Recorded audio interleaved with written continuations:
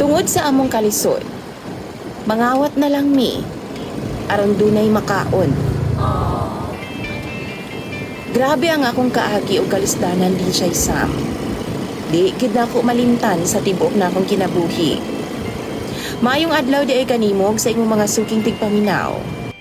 Tawagan na lang ko sa pangalang Kit. Hamison ko, pution ko DJ Sam, ug doon ako'y lahing Spanish.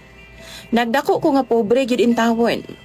Ug sugdan ako nga akong storya sa panahon nga elementarya pa lang ko. Grade 4 or grade 3 yata to?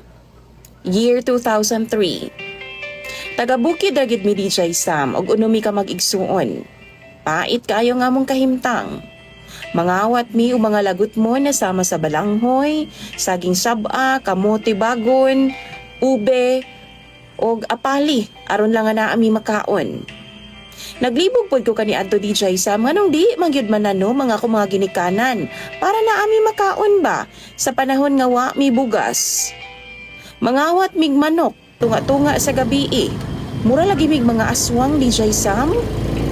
Before ana maghapon, amo nang panidaan ang mga manok sa taga-Pikas Bungtod. Okay, Sa bukid namo ba?